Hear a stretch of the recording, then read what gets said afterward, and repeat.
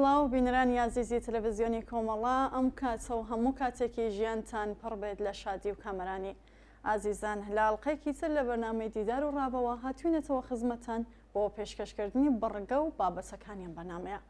لاڵقەی ئەم هەفتەیە بەنامەکەماندا بینەر و بیسەری کورتکراوەی دەقی وتارێکی بەڕێز شێرزاد حەسەن دەبن بە ناوی دیسانەوە بە یادی ژینای هەمیشە نەمر کە بۆ مەرگی ژینە ئامینی نووسیویە.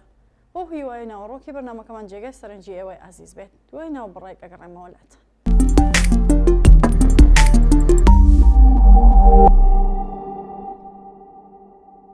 دیسانەوە بە یادی ژینای هەمیشە نەمر کارنەڤاڵی گڕبەرزانە سەرپۆشەکان. شای خوێن ژینا گیان ماڵاوە چ باسە هەنووکە لە ئاسمانێ یان بە ڕۆح و جەستە لەوە ماندووتریت کە ئەم سەرزەمینە بەجێبێڵیت.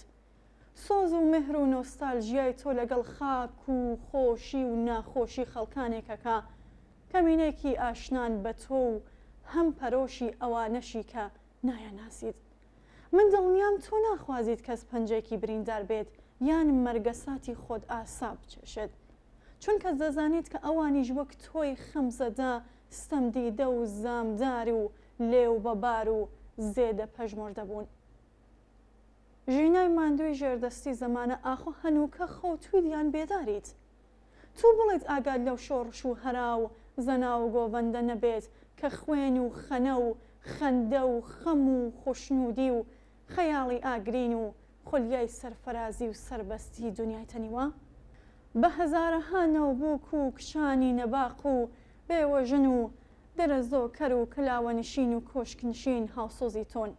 چمێی نەبن و چێنێرینا لە خانمان و لە پیاوان هەم یاخی و خۆن بینین بە ئایندەیەکی زێڕەوشان و موژدەبەر و موژدەهێن کە هاوسۆز و هاودەردی تۆن. هۆ نازەنین و نازدارەکەی هەر هەمووان کەمەکێ سەر هەڵبڕە و ببینە چ شایلۆغان و جۆش و خۆش و جونبشێکە کە دڵی هەر هەمووانی خستوەتە سەر ڕیتمی سرودی شۆڕژگەرانە. هەمدیس ئەتۆ سەرقافڵەچی هەزارەهای لەوانەی کە خەونیان بە شکاندنی قەفەزەکان و داڕوخانی قەڵا سەختگیرەکان و بەندیخانەکانەوە بینیوە کە ببوون بە زیندان و گۆڕستان و سزاخانە و دۆزەخێکی هەڵای ساو بۆ هەر هەموو ئەوانەی نەترسانە خۆنیان بە دنیایەکی بەهادارتر و ئارامتر و یەکسانی خواز و مرۆڤ پەروەرانەترەوە بینیوە کە بێتە بوون و ببێت بە حەقیقەتێکی ڕەها.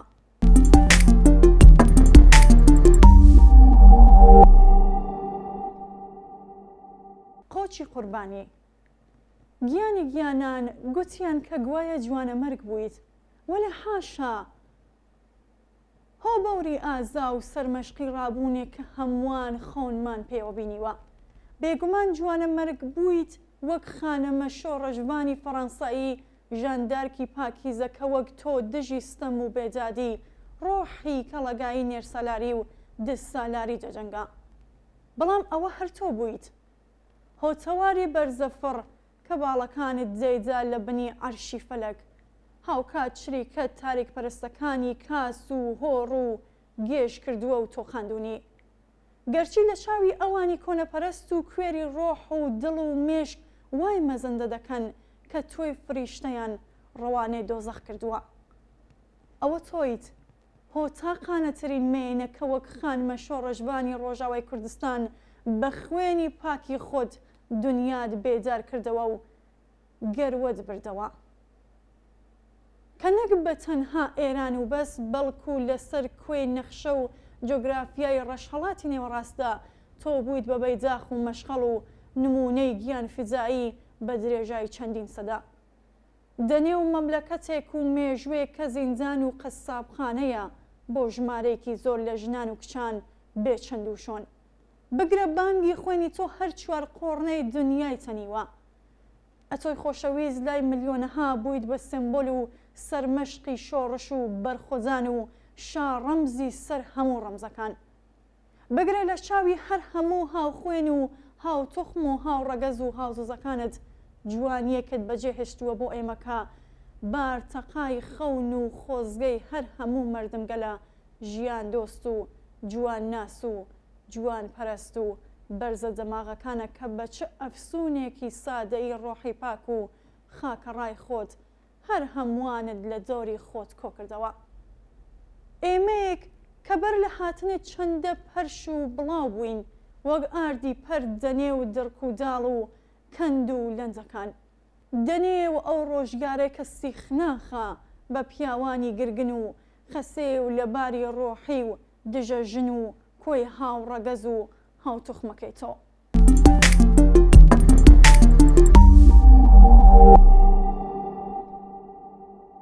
هۆلە پاییز و خەزان مەلولتر و هەم شاعرانەتر هەڵوەرینی تۆ لە یەک خیابەندە پاییزی ڕاگەیاند کە گەڵا ڕێزانێکی وە دووی خۆی داهێنا کە هەزارەها خیابانی دیکە مژدەی بەهارێکی بە ملیۆنەها بەخشی. ماڵاوایی تۆ چه معجزە و پەرجوێک بوو کە هەر هەمووانی لەسەر سفرە و خوانی خۆشەویستی کۆ کردەوە. ئەوەیان چ سەنگینی و ڕەنگینی و پەرجوێک بوو کە نواندت بە ماڵاوایی و نەمانی خۆت. دۆستان و دژمنانی دڵڕەشت لەسەر هەمان ئەو خیابانەدا کۆ کردەوە و هەم لەسەر هەموو جادە و کوچە و کۆڵانەکان و خیابانەکانی دیکە کە تۆ کردت بە ئاگردان و کانووی بەرخۆدان و خۆشەویستی و جۆش و خڕۆشی سەرکەشی و خەونی زندگیەکی شکۆمەندانە کە ئەگەر تا هەنووکە نەمان بوو بێت و خۆن بوو بێت. ئەوە تۆ لە پاییزێکی خەمناکی نێو دڵ و ڕۆحی ئێمەدا وەک چەچەر و پەیکی شارەزا هێنات و دەنێ و شاوانی ئێمەدا شاندت. هۆ خۆ نهێنیە خەمگین و بەجەرگ و خاکەڕا و زێدە سەلار و سەنگینەکەمان. ئەوەیان چ گۆبەندێکە کە چەند تاڵە موویەکی سەر و پرچی تۆ یانجی قەفێک لە کەزی یاخی و هەڵات و سرک و جوانی تۆ کە بە بەرچاوی هەزارەها خۆیان لە ڕفتە و سەرپۆش ڕاستپاند تا بە کامی دڵەوەی خۆت هەتا و هەوای پاک بیشواتەوە. ئاخر نەدەکرا؟ ئاخر خۆ نەدەکرا جوانیەک لە ناو تۆی قەشەنگ و جواندا بە درێژایی تەمەن و زەمەن بخێنکێت. ئەرێ بەڕاست ئێمە لەسەر کام ئەستێرەدا دەژین کە سەر و پرچی تۆ پیاوانی هەوەسباز و خۆگر و هەمگڕگرت و لە شەهوەت ڕشتندا بەم چەشنەهار و دێری و دەلی و دەهری بکەن. ئاخۆ بەڕاست دەکرێت بە تەنها بە بینینی سەر و پرچی کت و بێ سەرپۆشت دۆزەخ لە نێو ڕۆحی تۆدا بتەقێنەوە؟ تۆ بڵیت ئەوان و ئێمە جێنشینی هەمان ئەستێرە بین؟ ئەمە گومانم هەیە. ئاخر حکمەتی تێدا نیە ئەوانی دیکە ئیماندار و خوداناست زەندەقیان لە پەرچ و پەرچەم و زڵف و ئەگریجەی کچان و ژنان بچێت و بتۆقن. ئەوەیان چ سام و ترس و فۆبیایەکە بەرامبەر بە جوانیەک کە یەزدان یانژی سروشت بەخشیویەتی کە پێ پەند و حکمت نییە. پەحا و ئەفسوس و جەخار و سەد حەیف و مخابن بۆ ئەو ئیماندار و بڕوادارە بەستە زمانانە.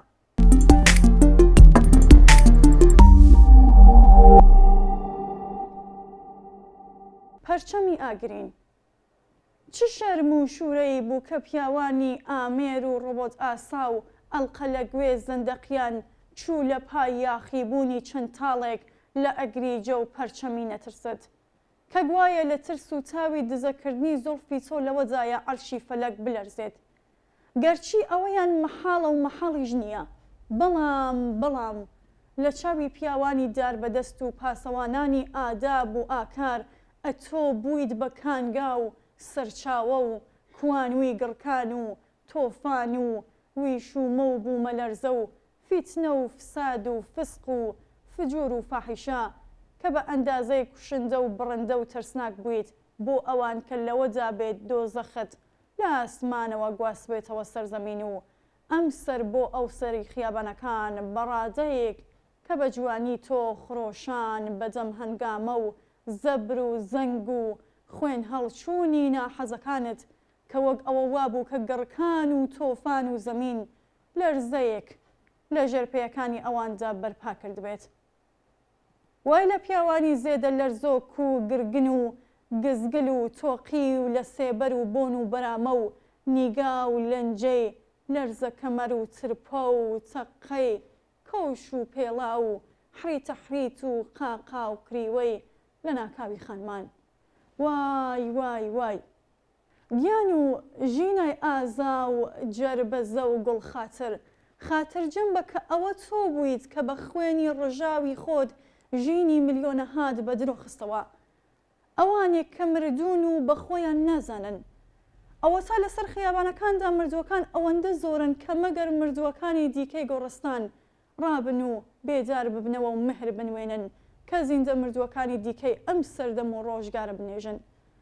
ئەتۆ بە مەرگی خۆت سەلماندت کە ئەوانی گاگەل و نێرەوەز و نێرگەل و هەم کەڵەگان نەیان زانیوە بژین. بە حەق وات کرد و واژنەوتیت. ئەوانی ناپوت و پڕپوت لە تۆ پەست و تووڕەن کە سەلماندت ئێمەی نێرگەلی ئەم دەڤەرە زیندانین لە پای ئەوەی دڵمان بەوە خۆش کردووەکە کچەکان و خوشکەکان و ژنەکان و دەستگیرانەکانمان کۆی لەو بەندەواری ئێمەن. گوایە ئێمەی کۆیلە و ترسنۆک تا ئەندازەی مەرگ شاد دەبین گەر ئێوە جەنێ و ئەشکەوت و کونجی تاریکی ماڵەکاندا وەک باڵندە و مەلی نێ و قەفەز بژین و هەتاویش لێتان نەدات. وەک هۆزار و بولبول بخوێنن بۆ ئێمەی کەڕ و گێڕ و لاو کە تا هەنووکە نەمانزانیوە کە ئێوەی گیر خوارد و جەنێ و قەفەز و بەندەواری فاقە و تەڵە و تەپکە و جاوی ئێمەدا دەچرکێنن دەخوێنن. بەڵام هەیهات کەوانیە و خۆمان لە گێلی دەدەین. ئاخر خۆن ئێوە ناخوێن و بگرە چریکە و چەحچەهە و جریوەتان زادەی خۆشنودی نییە. بەڵکو گریان و شیوەنێک و سینەکوتانە بە دیواری قەفەسەکان و درگا و پەنجەرەی شیشەبەندی ناوخانوەکان و ماڵەکان کە بوون بە زیندانی جوانیەکان. چ کەلاوە نشین بن و چ کۆشک نشین کە دیارە ئێمەی نێرگەل و نێرەوەزی کەوزەن و نەبان و حۆل و یاغنیش دەرکی ناکەین و تێناگەین کە جریوە و چریکەتان خوێناوی جەرگ و گرێنی ڕۆحی پەژمردە و ژاراوی بوونی خەیاڵ و خەون و زندگیتانە.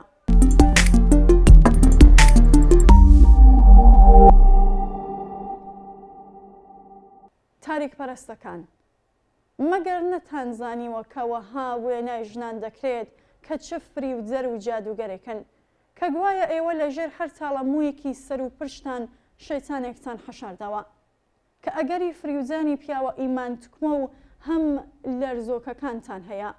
ئەوەیان چ بڕوا و ئیمانێکی تەنکۆڵە و ئەمبارە پۆیە کەواز و بە دەرکەوتنی پەرچەمی خانمێکی سەلار و سەنگین کە وقار و شکۆیەک لە چاوانی تۆدا شەوی دەیجووری ڕۆشن کردەوە. دەمن دڵنیام ئەتۆ دەتزانی کە ئەوان هەترەشیان لەو پرشنگ و تین و تا و چرایەک چووە کە لە ناو چاوانی تۆدا نێو ڕۆح و مێشکی تاریکی ئەوانی ڕۆنا کردوێتەوە. ئەوەیان چ شەمشەمە کوێرە ئاسا دەگەڵ تاریکی ڕاهاتوون. نەدەکرا ڕۆشنای تۆ چاڵ و گۆڕ و خەرەند و بیری بێبنی نێ و گیان و بۆنی ئەوان بخاتە بەر دیدی هەزارەها کە دوجار خۆت کرد بە قوربانی وەک پەروانەی دۆری شەمع و سوتایت تا هیچ نەبێت بۆ تاوێک ڕۆحیان ڕۆشن بێتەوە. وەلێ تۆ چ بکەیت کە ئەوان نایانەوێت ئەو خەرەند و چاڵ و کۆنە تاریکەی ئەشکەوتی ناو مێشک و دڵ و ڕۆحیان ڕۆشن بێتەوە. خواستێکی وایان نییە کە ئەو زوڵمەتەی ناو خۆیان ببینن کە سیخ ناغبووە لە مار و دووپشک و تێغ و زەمهەریر و سڕسڕ و پاشماوەی سەدەها جڕ و جانەوەر کە ئافات و ویشومە و زووخاوێک کە کینەبازی و ڕق و ژەهری شاماری حەوت سەریان هەڵگرتووە. دەرحەق بە تۆ و هاوتوخم و هاوڕەگەزەکانت کە ناسرەون تا بەسەر جوانی تۆ و هاوڕەگەزەکاندا یەقین نەکەنەوە و نەڕشێنەوە.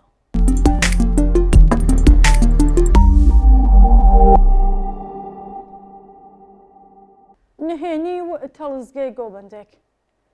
ئەرێ بەڕاست ئەتۆ بە ئەنقەز ئەو گۆبەندەت نایەوە؟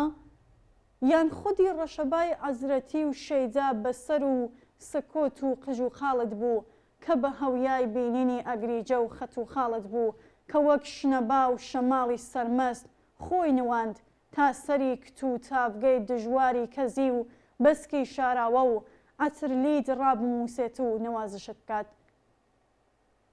جواناوی بوون و بەرامەد لە تەک خۆیدا ببات بەو مەرام و نیازەی کە هەرچی کچان و ژنانی شانشینی مەملەکەت هەن لە ئاسایی تۆ بکەنەوە. لەولاوە چ نێرگەل و پیاوانی ڕۆحکەڵەگایی هەن زەندەقیان بشێت کە ئەیدی تۆی سەرقافڵەچی و ڕابەر ڕێنوێنی هەمووان دەکەیت کە ناکرێت سەر و پرچیان قژڕێژ و کەڕ و هەڵبێنن. بەو نیازەی کە ئەیدی نەدەکرا ڕشک و ئەسپێ و گەنە و زەر و خوێنی پاکیان هەڵمژن. هۆکشی ئاسمان ئەوەتە بای وشت هات و لە هەر چوار قۆڕنەی دنیاوە شنە بای خوشنودی و ڕاهاکردنی زولف و بسک و پەرچەم و کەزی ڕاگەیاند لە نێو ئەو زیندانەی کە تێکەوت بووین. ڕەها و سەرفەراز بن بۆ هەتاهەتایە. تۆ بڵێیت ئەو خۆزگەیە بێتە دی؟ ئەرێ بەڕاست تۆ بڵێیت نێرگەلێک و ڕۆحکەڵەگە ئاسا هەبن کە لە سەدەی 22 هەزارەی سێهەمدا بە سیحری ئەو پەرچەم و ئەگریجەیە کانۆنە سەرسم کۆڵان و حیلاندن چۆن ئەسپی شێت کە لە ژێر فشاری کۆڵانی خوێن و جۆشدانی هەوەسی هار و گەرگرتنی شادەمار و هەم دەمارە دەزوولەیەکان تا ئەندازەی کردداری کێویانە خۆیان بەلەسە و ڕەها کردبێت. خۆ ئەگەر وابێت مەرجە ببرینە بیمارستان و تیماری ئەو هەموو برینە زۆر و زەوەندەیان بۆ بکەین کە بووەتە کێم و زوون و تێراوە و برێنی هەو کردو لەسەر پێست. نا بەڵکو لەسەر پەڕەی ڕۆح و دڵ و مۆخ و گلێنەی چاویان. ئەوجا خۆ ئەگەر ژیان و زیندگی مەردەمگەل ئیمتحان و تاقیکردنەوە بێت دەنێو ئەم دنیای خۆماندا پاداشتی چاکە و خراپە لە قیامەتێ بە فەرمانی یەزدان بێت کەواتە وا ڕەواترە پیاوان بۆ خۆیان کە بە نیازن بە دیداری حوریەکان و غیلمان شاد بن لە بەهەشتێ مەرجە ئەوان چاوانی خۆیان دابخەن. ئەگەرنا ئەوەیان چ تاقیکردنەوە امتحانێکی ساختە و فشۆڵە. کەواتە چه حکمەتێکی ئیلاهی تێدایە خانمان بۆ خاتری نێرەکان لە کونجی ژوورەوە ناینە دەرەوە و کە هاتنە دەرەوەش مەرجانی قاب و بۆرقا و سەرپۆش و ڕەفتە و لەچک و مانتۆ بپۆشن. گەروابێت کەواتە بەهەش بێژگە لە هۆتەلێکی بەلاشخانە هیچی دیکە نییە. بە دیدگای من ئەوەیان تەوەس ئامێزە و پڕە لە مفارەقا و پارادۆکس. پتریش فێڵ و تەڵەکە بازی ڕۆحی نێرێنەیە و پیاوسەلاریە.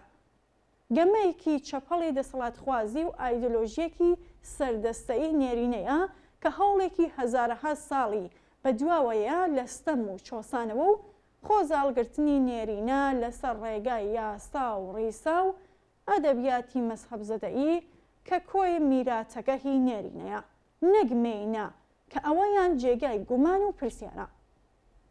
لە ئاکامدا بۆ نیازەش گەیشتوین کە ژنان و کچان کوێیلە و ملکەچ و ستەمدی دەبن و بە درێژایی تەمەن و زەمان خۆن بە سەربەستی و خودگەرایی و سەرخۆیی بوون نەبینن کە زادەی مێژوویکی نایەکسان و ڕاسیستی و نارسیستی نێرینەی تێدا پیادە دەکرێت. بۆ مەرجە کۆتایی دێت کە ژنان و کچان خاوەنی بەڵێ و نەخێری خۆیان نەبن. لە قۆناغی ئەپیرەگەیەوە تا سەریان دەیدا لە بەردی ئەلحەد ئەوە ژوای کردووە کە ئێمەی کۆیلە چێژ لە کۆیلەبوونی ئێوەدا ببینین کە ئەوەیان مەحاڵە چونکە دوو کۆیلە ناتوانن لە ئەلفوبای خۆشەویستی و ئەوین و ڤیان و مهر و سۆزداری تێبگەن و پێبگەن. آخر مەحاڵە کۆیلە و بەندەوار و دیلی بەندوباوی یاسا و ڕیسا و نەریتی کۆنەپەرستانە بتوانن کۆیلە و بەندەواری ژێرچەنگ و کڵبەی خۆیان ڕەها و ئازاد بکەن کە ئەوەیان کروکی بەدبەختی نێرەکانی ئەم شانشینەیە.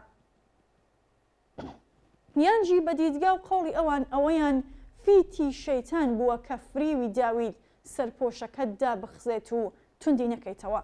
یانجی ماندووی سەفەر بوویت و شەکەت و پرزە لێبڕا و پاسدارانی کەودەن و یاساوڵەکانی ئاکار و ئاداب و پاسەوانانی ناوگەڵ دووچاری هیستریا بوون. آخر دەکرێت ئەوانی کەودەن و یاغنی ژوایان مەزەندە کرده بێت کە ئاسمانی شین ڕەشداگیرا بێت لە تاو ئەو گوناهە کەبیرەیەی کە تۆ دۆزەخ و فردۆز لە جێگای خۆیاندا لەق و لوق بووبن. چونکە ئەگەری ئەوە زۆرە کە فریشتەکان سەرتاکێکیان کرده بێت بێباگ لە ماجەرای دنیا و مردمگەلی تلاوە بەدەست گرفتی لە بنەهاتووی شەڕ و شۆڕی هەزارەها هابیل و قابیل سەرباری کوشتارگا نەبراوەکان و ئەفسانەی ململانەی ئیبلیس بەرامبەر ملیۆنەها بە مەرجی فریوزانی مردمگەل کە ڕوو لە خراپە بن و پشت لە چاکەکاری بەواتە ئاسمانێکی بێباک یان سەرقاڵ بەو خوێنبارانەی کە ئەم سەرزەمینەی بۆگەن و پیر پخۆڵ کردووە. بەڵام ئەوە تۆیت کە هەزارەها داستان و سەرگوزەشتە و پند و بەیت و بالورە و حکایەت و چیرۆک و ڕۆمانت بۆ ئێمە بەجێهێشتووە و تازە فرچکمان پێوەگرتووە و میراتگەری ئەمەکداری جوانی و مهر و شکۆمەندی و ئازایەتی و زرەنگی تۆی. بە قوربان شەو شەوگەر شاد و ئەرخەیان و ئارام بن و کە ئەم شەو تا سەدەها شەوی دیکە هەر هەمووان بێدار و ئیشگەر و دەرگاوان و پاسەوانی خۆت و خولیا و خەیاڵ و غایەڵە و خەونە شیرینەکانی تۆین بە درێژای زەمەن و تەمەن هۆقەقە نەسە تاقانە و ئازاکەی هەر هەمووان.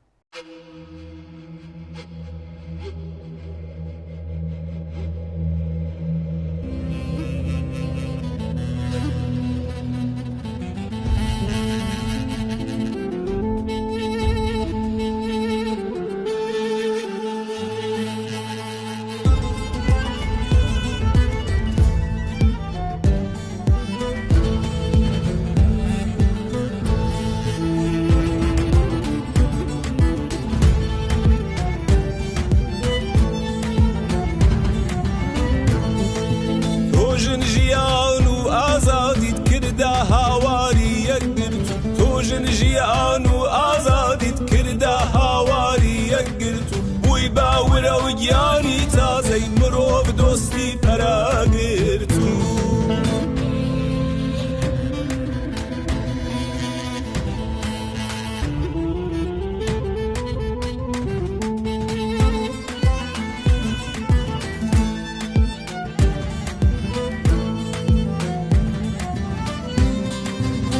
پرچە خوێناو یەکەی بەربەت بوو بە ئاڵای هاواری سوود باڵات بوو باڵێنی شەندەر شکاندی شەقڵی چی سنوور تۆ ژنژیان و ئازادیت کردا هاواری یەکگرت و بووی باورە و گیانی تازەی مرۆڤ دۆستی پەراگرت و تۆ ژنژیان و ئازادیت کردا هاواری یەکگرت و بووی باورە و گیانی تازەی مرۆڤ دۆستی پەراگرت و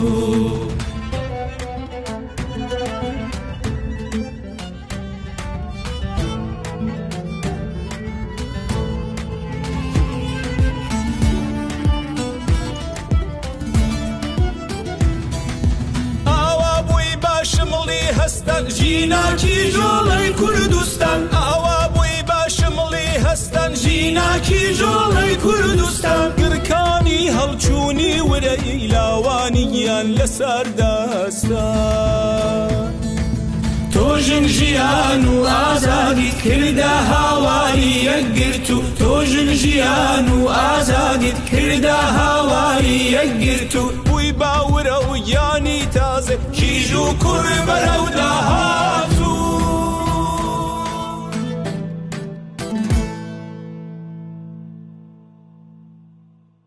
بەڵێ ئازیزان و بینەرانی خۆشەویست بەم شێوەیە هاتینە کۆتایی بەرنامەی ئەم ڕۆژمان تا لە ئەڵلقەیەکی دیکەی ئەم بەرنامەیەدا بە یەک جێگەینەوە بە ژیانێکی پڕ لە کامەڕایەنتە دەست بێرم.